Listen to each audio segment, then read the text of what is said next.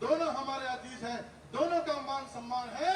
और भाई कुलदीप जी से तो हम वो उम्मीद करते हैं कि आप से उम्मीद ये करता है समाज कि चौधरी भजनलाल जी के बाद हमारा भाई सरकारें बनाने का काम करेगा, सरकारें बनाएगा। ये कारों के चक्कर में कहां उलझ गए आप? ये सरकार बड़ी होती है, कार नहीं होती। आप हमारे भाई हो, आपका मान और सम्मान है, हमेशा रहेगा।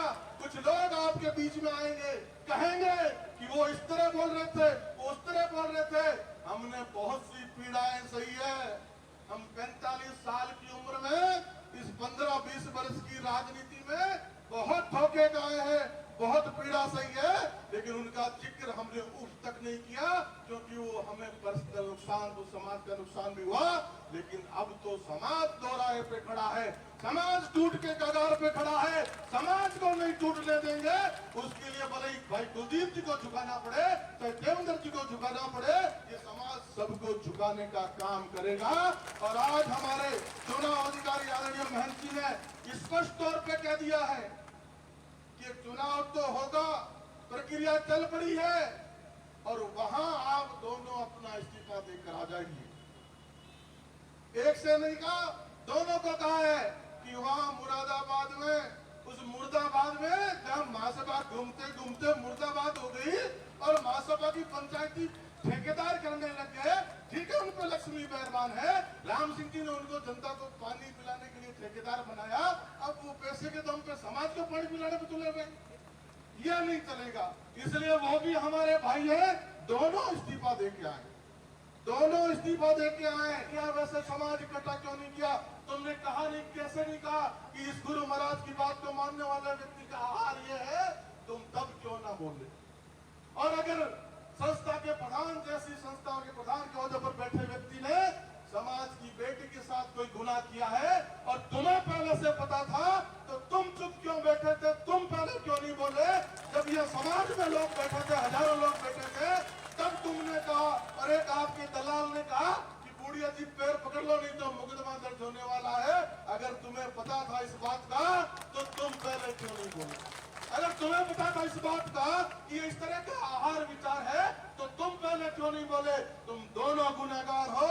इसलिए समाज एक नाक में सीधी बात करेगा, सीधा निर्णय करेगा कि चुनाव तो होगा।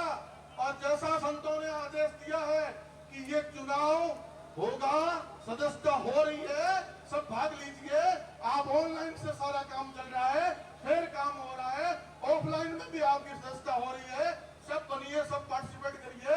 और जब संतों ने, समाज ने तय कर दिया इस बार डेलीगेट से नहीं, सामान्य मानवी के वोट से आपका अध्यक्ष चुना जाएगा, तो किसी के मन में किसी तरह की शंका नहीं रहेगी।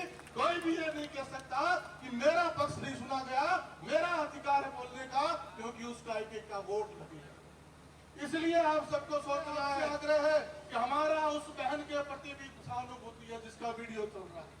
अगर ऐसा हुआ है तो संस्था के प्रधान को कानून का सामना करना होगा अपनी बेगुनाही साबित करने में। और आप भी अपना अहम छोड़िए और मुरादाबाद में जैसा संतों ने आदेश किया है कि आप जाइए मुरादाबाद में और अपनी कार्यकारिणी विड्रॉ करिए। जो बाइलॉज आपने बनाए हैं, जब संरक्षक से इस्तीफा देने के बाद उस बाइलॉज में आप ये कह रहे हैं कि संरक्षक तो हम ही रहेंगे, और आज 2-10 वर्ष के लिए नहीं, जीवन पर्यंत रहेंगे। हमें ही अधिकार होगा 25 सदस्य मनोनीत करने का, हमें ही अधिकार होगा जब चाहे तब किसी को हटाने का, किसी को बिठाने का। तो फिर प्रजातंत्र कहाँ बचा भाई? प्रजातंत्र कहाँ बचा? लोकतंत्र कहाँ बचा? इसलिए आपको वो कार्यकारिणी विड्रॉ करनी होगी, अपने बाइलॉज विड्रॉ करने होंगे, और इधर अध्यक्ष जी आपको भी इस्तीफा वहां भेजना होगा। आप दोनों भेज दो और दोनों लिख के दे दो कि समाज की आम भावना के अनुसार हम दोनों चुनाव चाहते हैं। फिर इलेक्शन से, प्रक्रिया से अध्यक्ष बनेगा और टीएन सेशन की अध्यक्षता में बनेगा। इस बात पे आप सहमत है तो दोनों हाथ उठा के कैमरा घुमाइए भैया, दोनों हाथ उठा के समाज आह्वान कर दे। इस बात पे आप सब सहमत है जो हमारे गुरु जी ने कही। बोलिए गुरु जम्बेश्वर भगवान की, बोलिए मुक्तिधाम मुकाम की। और किसी तरह का पूर्वाग्रह मत लेके जाइए। किसी तरह का दुराग्रह मत लेके जाइए, ना इसके पक्ष में ना उसके पक्ष में। यहाँ बात सीधी गई है और एकदम नाक की सीध में गई है, इसलिए कोई गुंजाइश किसी के लिए नहीं है।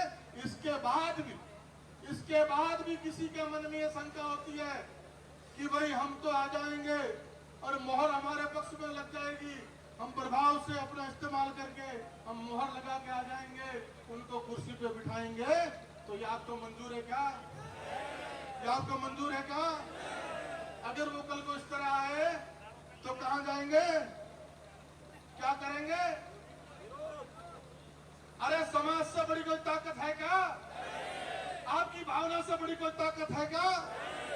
तो उत्तर हर बात का होना चाहिए कि अगर इस तरह की बात करके भी कोई आएगा तो वो हमेशा के लिए समाज की नजरों में गिर जाएगा और समाज की भावनाओं में उठ नहीं पाएगा। अरे कोई भी समाज में प्रक्रिया से अध्यक्ष बनेगा, भजनलाल जी के परिवार का, भाई कुलदीप का मान और सम्मान दिल से करेगा, दिल से करेगा। इसलिए मेरा आह्वान है, निवेदन है कि किसी भी बात को अन्यथा लेने की जरूरत नहीं, किसी भी पक्ष। आइए, समाज से बड़ा कुछ नहीं होता। ये अभी संत बोल रहे थे, समाज में शक्ति है, व्यक्ति में शक्ति नहीं है। अगर व्यक्ति में शक्ति आती है तो समाज से ही आती है। इसलिए जो समाज के साथ नहीं खड़ा, उस व्यक्ति का मान और सम्मान कर